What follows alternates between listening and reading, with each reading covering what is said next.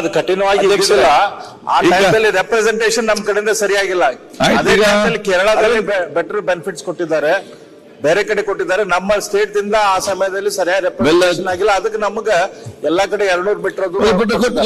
ಈಗ ಅಧ್ಯಕ್ಷ ಇಷ್ಟೇ, ನಾನು ಬೆಲ್ಲದವ್ರಿಗೆ ಇಷ್ಟೇ ಹೇಳೋದಕ್ಕೆ ಬಯಸ್ತೇನೆ.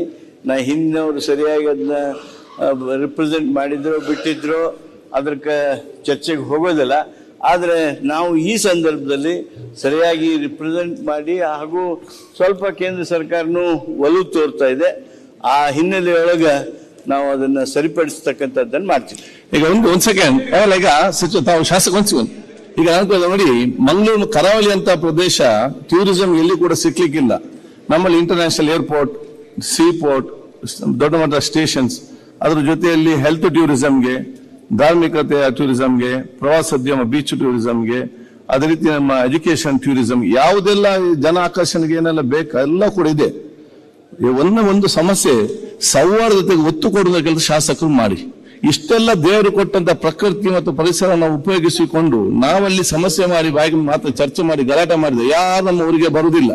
ಯಾರು ಶಾಂತ ಬೇಕಾದಕ್ಕೆ ಒಟ್ಟಾಗಿ ಮಾಡಿದ್ರೆ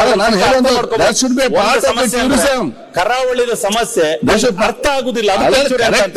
ಸರ್ಕಾರ ಏನು ಮಾಡಿದ್ರು ಕೂಡ ನಾವು ಜನರನ್ನು ಪ್ರೀತಿಯಿಂದ ಬರುವಾಗೆ ಮಾಡಬೇಕು. ದೂರದಿಂದ ನೋಡುವಾಗ ಹೆದರಿಕೆ ಬರುವ ವಾತಾವರಣ ಆಗಬಾರ್ದು.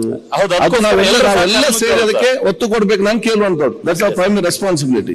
ಅಧ್ಯಕ್ಷರೇ, ಒಂದು ಸನ್ಮಾನ್ಯ ಪ್ರವಾಸೋದ್ಯಮ ಸಚಿವರು ಕರಾವಳಿ ಪ್ರವಾಸೋದ್ಯಮದ ಬಗ್ಗೆ ಬಹಳ ಚೆನ್ನಾಗಿ ಮಾತಾಡಿದಿರಿ, ಅಭಿನಂದನೆ.